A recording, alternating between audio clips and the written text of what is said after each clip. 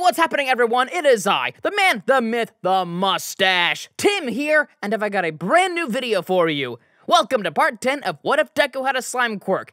It's a big one, folks, so please sit back and relax because you are in for a treat. With that out of the way, let's get this story going, shall we? With the first round of the fighting tournament now completed and the fanfare from the unexpected victory of Minoru Mineta over, it was time to continue the events to narrow down the final victor of the sports festival. During a short intermission after Mineta's match against Bakugo, the rematch for Kirishima and Tetsu took place, with Kirishima being the victor. The next round was set, and the combatants were ready, though some were a bit worse for wear. The matchups were as followed: Ibara Shiozaki versus Izuku Midoriya, Fumikage Tokoyami versus Hitoshi Shinzo, Toru Hagakure versus Eijiro Kirishima, and Minoru Mineta versus Tsuyu Asui. Already in the ring were the green-haired representatives from classes 1A and 1B. The slime team looked over at the religious fine-haired girl who held her hands clasped in a prayer pose. The horn signaled the fight to begin as Midoriya shifted his body to slime and began his trajectory towards Shiozaki. Erecting a wall of vines, the girl started a vocal prayer to the annoyance of her opponent, who suddenly and without warning slid between the cracks in the vines and landed a dropkick against the girl's chest, sending her reeling back. "How dare you place your disgusting hands on my body, you sinful boy!" Shiozaki said, as she recovered from the blow. Her vines were pulled upwards from the ground and began to attempt to take hold of the slime teen, but thanks to his semi-liquid form and viscous nature, he quickly slipped from their grasp. Shaping his body into his mochi form, Midoriya sped towards the girl and slammed his body against her head, sending her back again. Upon bouncing off her forehead, Midoriya shifted his state to his human body and landed a dynamic kick that sent the 1B student out of bounds and ended the fight. "Sorry, you were just too slow. Also, I didn't use my hands. Those were my feet." Midoriya attempted to outstretch his hand to assist his opponent, but instead of taking it, his palm was slapped by a vine, which caused him to wince in pain. As Shiozaki walked away, the greenette began rubbing his hand to relieve the pain, his face seemingly flustered from the quick fight. "Nice meeting you too," mumbled the teen as he left the stage to allow his fellow schoolmates to proceed to the next fight. Passing by the slime teen was Tokoyami, who seemed determined to bring respect back to 1A after the disrespect shown to their class representative. Tokoyami and Midoriya simply gave each other a high five and spoke not a word as they walked opposite directions. The mental manipulator Shinzo had silently made his way onto the stage, his posture lax with his hands in his pockets, and a slightly cocky grin plastered on his face. Then, as midnight gave the signal and horns blasted, the raven-headed boy began approaching the general studies student. "Take it easy, Birdseed. Wouldn't want to mess up like old Thomas back there," Shinzo said, though internally, he was beginning to worry as intense glare seemed to penetrate and strike fear into him from the Shadow Quirk user. A trail of sweat began rolling down the violet-haired boy's face, while the shadow specter known as Dark Shadow emerged from the boy, casting a menacing aura, though still no words were exchanged.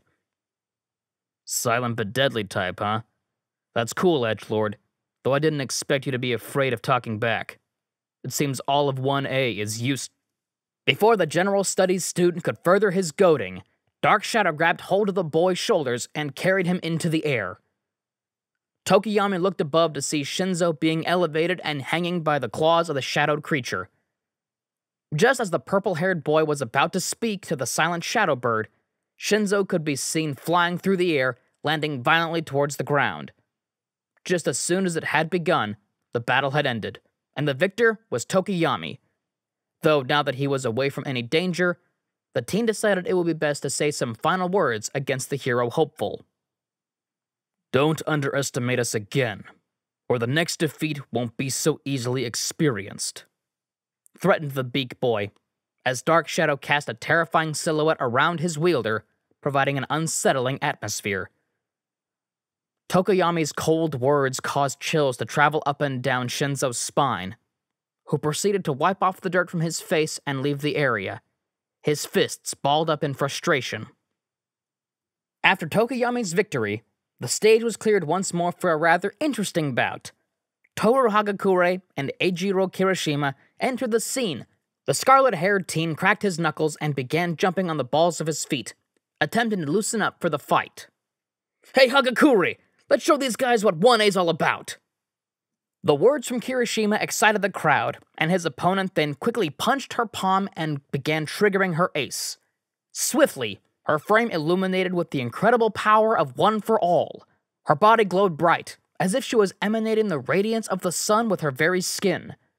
The formerly invisible girl smiled as she got into a fighting stance, which Kirishima reciprocated. "No problem, Rock Boy.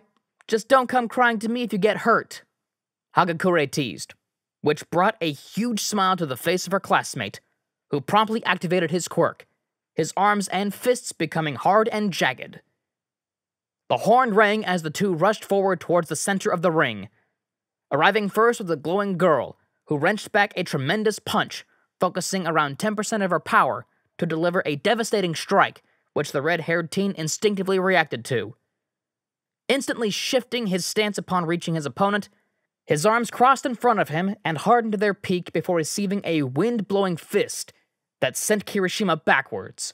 Though thanks to his near-impregnable defenses, the impact had been mitigated partially, all the while his heels had dug into the stone, threatening to destroy it from the stress. "Damn, that was so manly! Let's do this thing!" Kirishima instantly threw his arms to the side to relieve the stress from the attack, though a slight amount of steam did rise from the impact zone.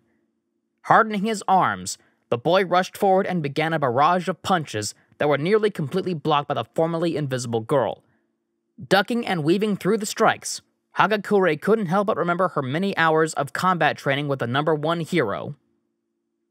As she was already adept at activating a quirk like One for All Might focused on her combat training and physical conditioning. The drills she was put through, with boxing-like movements, showed their fruits as she dodged the incoming stone-like fists. A wild haymaker then came towards her, as things suddenly seemed to slow for Hagakure when the opening presented itself. The power of One for All flowed through cells, supercharging her muscle fibers. The girl dodged the oncoming strike, and with a smirk, countered with a One for All enhanced uppercut that sent Kirishima skyward. Kirishima's jaw shut tightly, nearly cracking his teeth from the impact, as his body was sent upwards and leaving him vulnerable. The only thing he could think to do was harden his entire body to avoid another direct hit.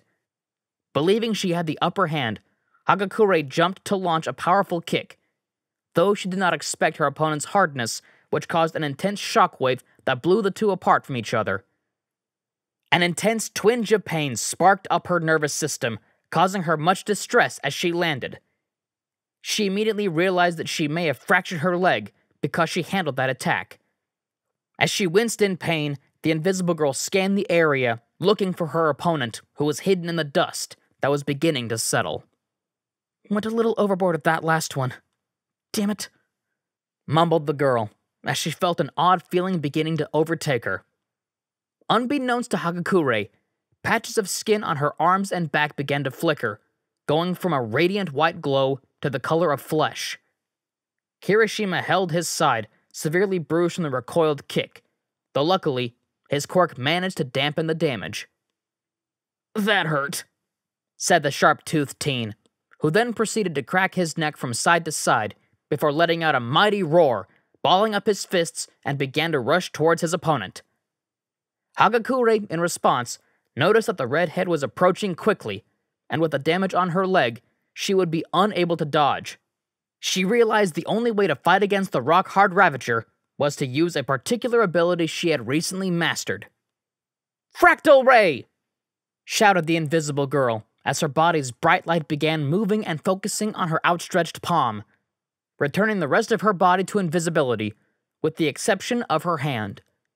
Her palm glowed so intensely the entire stadium was lit up like a Christmas tree. In a second, a mighty blast of focused energy blasted towards Kirishima, its size completely engulfing him. As the ray dimmed and vanished, Kirishima could be seen standing, his head hanging while his fist was mere inches away from the invisible girl's palm. The crowd gasped until the red head collapsed, his hardening unable to withstand the full force of the focused blast. Then, the previously silent crowd erupted into cheers for the two 1A students, as the winner had been announced. Toru Hagakure from 1A would proceed to the semifinals. A few moments passed while Cement Toss repaired the ring, filling the blast crater from the previous battle. Though, not to slow down the festivities, some cracks and other imperfections were left, allowing the next two teams to prove themselves to the crowd and the TV audience watching throughout Japan, as well as the rest of the world. The most curious bout of the current round was about to begin. The underdog that pulled off a miraculous victory, Minoru Mineta, versus the frog girl, Tsuyu Asui. As the two stepped up to the ring, the battered and bruised grape-haired boy limped towards the center to meet his classmate. "Try not to hurt me too much, okay?" asked the dwarven boy with a goofy smile while he rubbed the back of his head, attempting to hide the intense pain he felt throughout his body from the violent assault by Katsuki Bakugo. The frog girl smiled back and gave the boy a thumbs up as the two bumped fists and took a few steps back to create distance between the two. "All right, kids, let's do this! Fight!" announced Midnight through the speakers alongside the commencement bell that signaled the beginning of the fight. Tsuyu instantly squatted down and began hopping towards Mineta, who seemed to barely stay on his feet.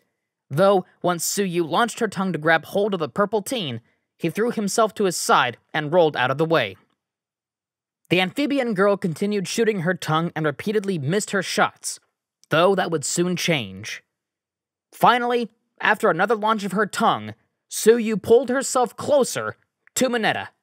Once she was at an optimal distance, she lifted her body with her arms and launched a powerful double kick towards the boy that sent him tumbling across the ring.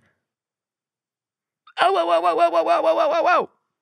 cried out the boy while he rolled through the damaged ring until he came to a stop, his soreness ever increasing and his breathing giving him issues. The closest thing to agile moves Mineta could muster was launching his body indiscriminately to avoid getting trapped, but his actions weren't sustainable. Tsuyu was beginning to get irritated at the constant back and forth and decided it was time for action. So, planting both her feet and hands flat to the ground, she hopped at full force towards the grape-haired boy. Unfortunately, once she reached his perimeter, she had fallen right into his trap. Her legs, feet, and hands were all attached to the ground by a minefield of sticky balls. Taking a deep breath, Mineta forced his body forward and covered his opponent from head to toe in the purple spheres. Even her mouth was shut tight by the sticky trap, leaving her completely immobile. After a minute of indecisiveness, the frog girl dropped her head and signaled that she must forfeit the round due to her immobile state. The randomness of this round's event caused the crowd to awkwardly clap, as they didn't know how to feel about the anticlimactic nature of the victory.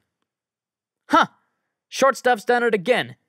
Minoru Mineta proceeds to the next round," announced Midnight. Mineta assisted his classmate in getting loose from her restraints, though now and then he accidentally pinched and grabbed inappropriate places.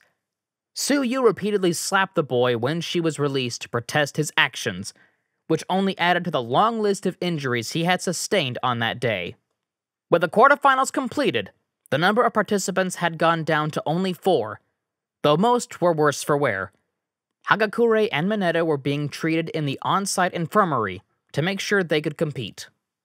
"Young lady, it seems you may have fractured your right leg. If you continue to fight, it may lead to a full-on break. Are you sure you wish to continue?" asked Recovery Girl, her hands behind her back as she awaited a response from Hagakure. The invisible girl sat on a bench, her leg wrapped in bandages to treat the bruising and mild pain she was experiencing. Balling up her fists and grinding her teeth, all that could come to mind was her mentor, the one who told her it was her time to say, "I am here." "No way am I quitting, Recovery Girl. Just you wait. I'll mop the floor with the competition," shouted the seemingly enthused hero hopeful as she forced herself to her feet, feeling a shockwave of pain strike her as she put weight on her leg. Holding back the tears and screams, Hagakure gestured with a thumbs up, which she lit up to show the room that she was well enough to compete. "Well, just watch yourself. Wouldn't want to break that thing on live television. Mineta was covered in bandages in another waiting area. The abuse from the festivities had taken its toll on his small frame, and it was taking all he had to keep himself from the competition. He laid on a long bench to pass the time, attempting to nap so he could recover some of his stamina, though his mind quickly wandered to perversiveness that, if discovered, would lead to a beating. Shortly after, the crowd was already restless for the semifinals to begin, and they wouldn't have to wait too long as Izuku Midoriya and Fumikage Tokoyami entered the ring to the roar of the crowd. These two had shown exceptional ability and creativity in their power sets, and their clash would be interesting. You ready for this, Tokoyami? Because you're about to get slimed! The cheesiness of Midoriya's joke garnered nothing but silence, as Tokoyami face-palmed in shared embarrassment. The crowd, though, was filled with a mixture of sighs and chuckles, though one voice stood out in the awkward silence, the loud cheering of a short, green-haired woman. You can do it, sweetie! Inko Midoriya shouted from the stands, drawing attention to herself immediately and catching the slime teen off guard. He didn't expect his mother to be present, as she had a particular dislike of fighting. However, this motherly presence caused the boy to get somewhat nervous and embarrassed, which led him to jiggling in place, nearly decomposing. Okay then, it's time for the first fight of the semifinals to begin! Izuku Midoriya versus Fumikage Tokoyami. Ready? Go! Midnight instructed as a starting horn blasted and energized the crowd for the fight ahead. Then, using Midoriya's distraction to his advantage, Tokoyami ordered Dark Shadow to strike, its talons sharpened for the exchange. As the umbral bird struck, it was met by a humanoid slime that received the blow, but permeated through, reconnecting as the strike swept past. Midoriya quickly liquefied, turning his body into a mochi ball, and slid towards the avian teen. Dark Shadow! Shouted Tokoyami, as he recalled his spectral companion.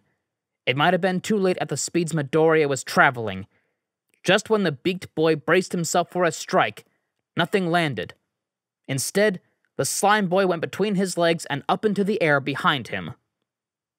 Quickly turning around, Tokoyami could only witness the slime ball spinning mid-air, shifting into a humanoid form before ultimately solidifying and landing a spinning kick to the side of his head, sending him to the ground and sliding across the stage. Dark Shadow quickly arrived to catch its host, avoiding further damage on the bird boy. Midoriya promptly took advantage and began sprinting towards the teen, though as soon as he reached the perimeter, he jumped into the air and quickly turned to slime. While in mid-air, Dark Shadow sent several slashes towards the boy, which seemed to tear him to shreds, although these pieces quickly became dozens of slimy spheres that were scattered around Dark Shadow and Tokoyami. The spheres then puddled together between the avian and his shadow quirk.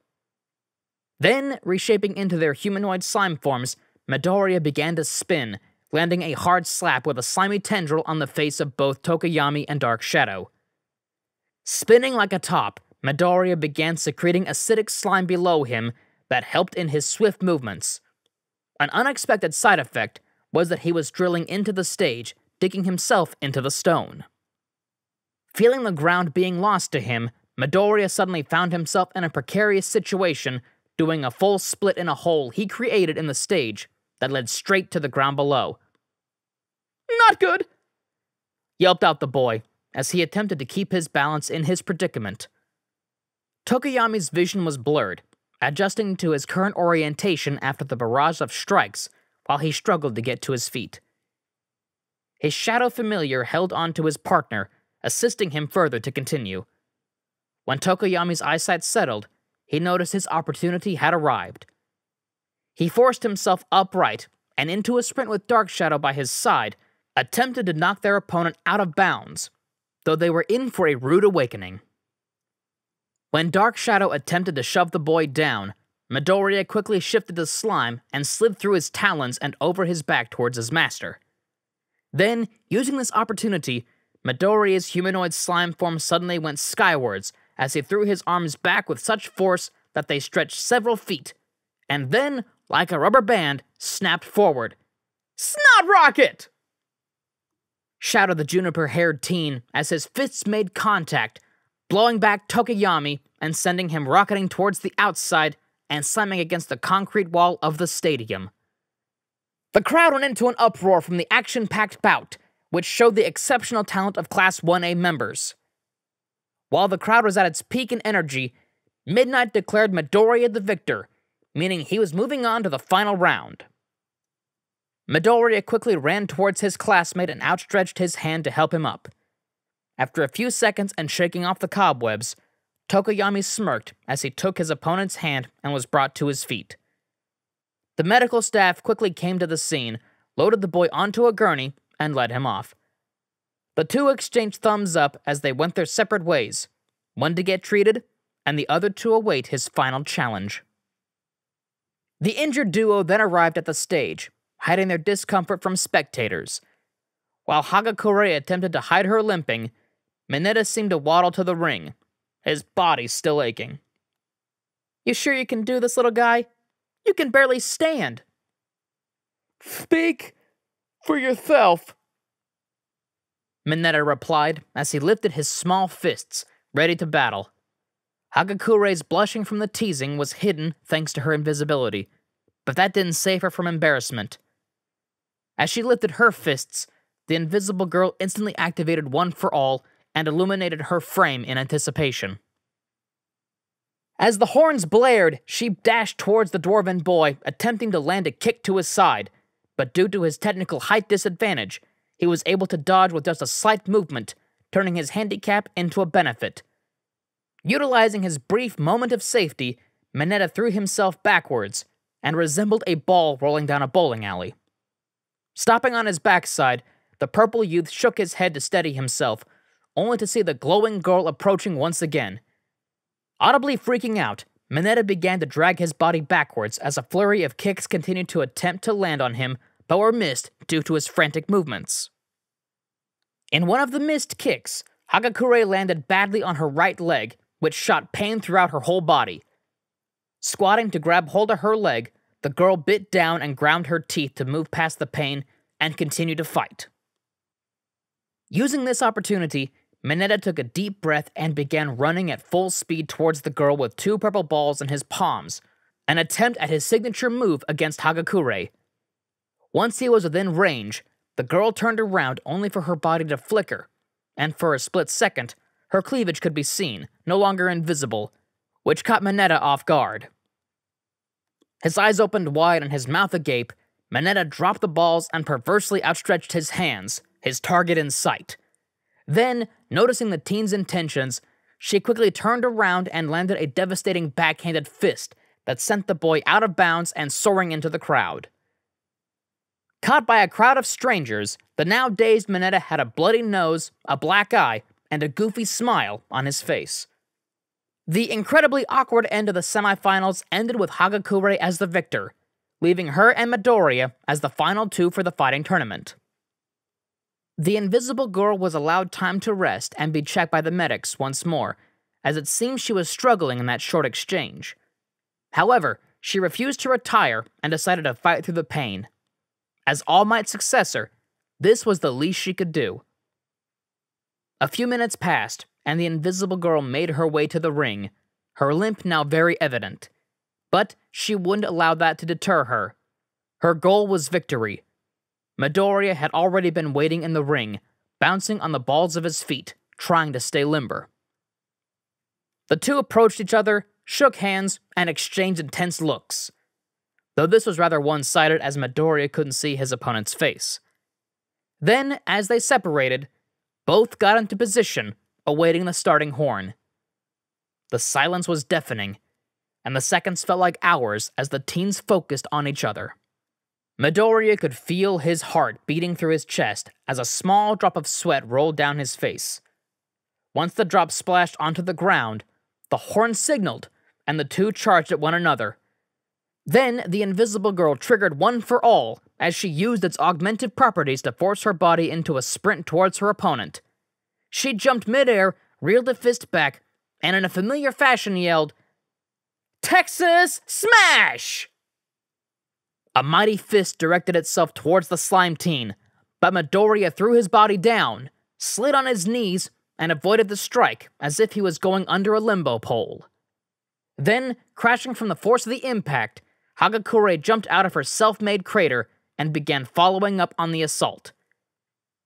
Using her hands like guns, she began shifting the glow from her body towards her fingertips, shooting a barrage of condensed light bullets towards Midoriya. The boy shifted his body to its mochi form and began sliding through the ring in a zigzag pattern, attempting to avoid the rays of light. "This is new! I didn't know you could do that with your quirk, Hagakure!" commented the slimy sphere as he continued dodging the bullets, though the consistent waves were beginning to drain the invisible girl's stamina. Finally, the girl's mind began getting foggy. Her surroundings started to spin. In her daze, Hagakure began to stumble, which caught the attention of the slime teen. Midoriya, noticing the opportunity, began spinning like a tire. He spun so fast that a small smoke trail formed behind him. All the while, the invisible girl had her hand on her head, with a massive headache beginning to overtake her. "Jelly roll!" shouted the mochi ball, as he suddenly ripped forward at tremendous speeds, and his target was locked on. Then, snapping out of her disorientation mere moments from impact, Hagakure triggered One for All once more and placed her hands in front of her and forced a giant ray of light out of her palms, which clashed with a spinning slime. The light refracted off the slime, creating a fantastic show of blue lights which shined throughout the arena. Midoriya began to scream as he continued to push forward, even though the heat from the light ray was starting to make him boil in place.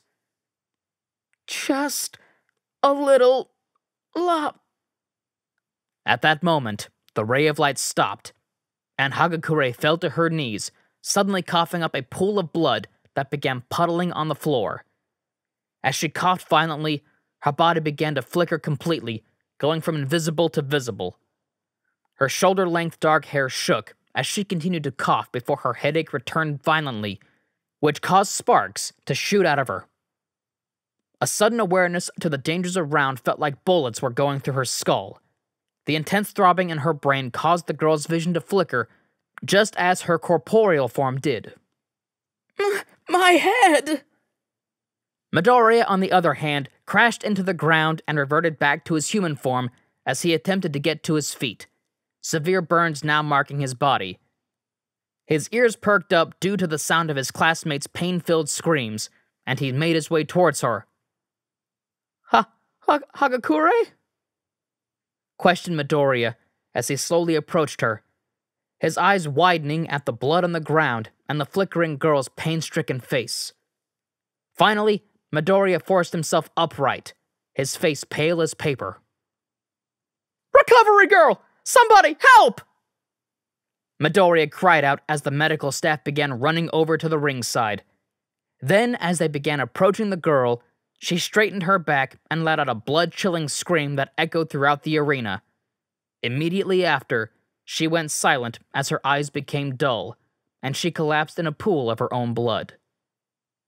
The echoes of the medical personnel seemed distant, as Hagakure was suddenly standing in a dark void, only for a vision of a man with a scar going across his face. She tried to speak, but as she looked down, her body was fragmented in shadows. Only an arm, a leg, and half her face were present. "Number 9, it seems we have much to talk about," the white-haired man said, as 7 shadows appeared behind him with glowing yellow eyes. Is she gonna be okay?" asked Midoriya, as he stood in the hospital waiting room while a doctor approached him. The man lowered his face mask and had a rather somber expression on his face. "She seems to be comatose. We don't know what's causing it, but we'll have to wait for her labs to come through. So you should go home, son. The girl's parents should be here at any moment," the doctor said as he placed a hand on Midoriya's shoulder and walked away. The freckled boy stood on, his face showing deep concern for his classmates' safety. Deciding to stay behind, Midoriya sat back down and was eventually joined by the rest of Class 1A, that came to provide moral support for their classmates. Mina, for one, approached the greenette, and without a word grabbed onto his hand, attempting to soothe his worries. Despite all this, Mineta still had 3 medals in his palm, 1 gold, 1 silver, and 1 bronze. Elsewhere, Bakugo sat in a secluded area, his head hung while he rested his elbows on his knees. His failures, his multiple humiliations coursing through his mind. Bakugo had never sunk this low to have lost to such an embarrassing opponent. Him, the top student in Class 1A. "That booger and his damn grape sidekick," mumbled the ashen blonde as he attempted to wrap his mind around the situation. The quiet was interrupted by footsteps that began getting louder and louder by the second, until a shadow was cast over the boy. "Katsuki Bakugo. Gotta say, big fan.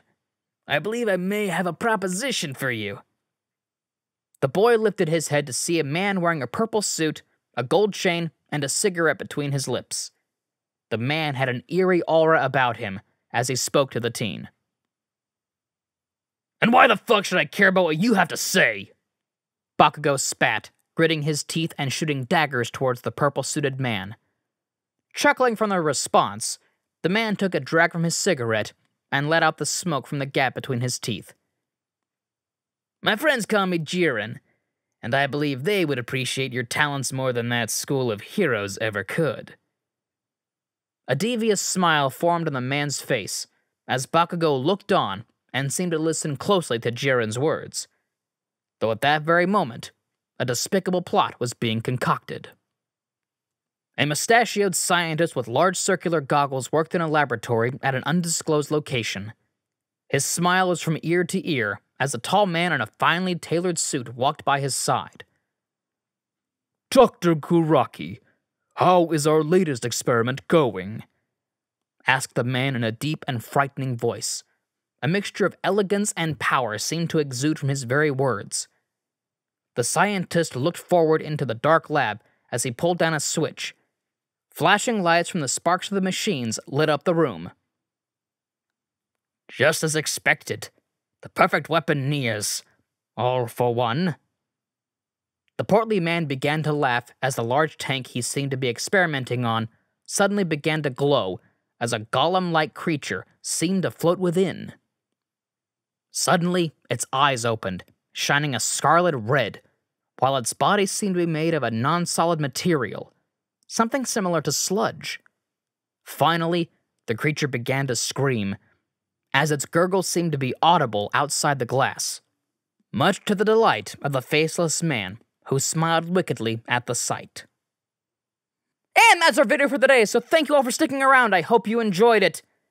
Little bit of a heads up, this is the final part that will be released on the We the Celestials main channel.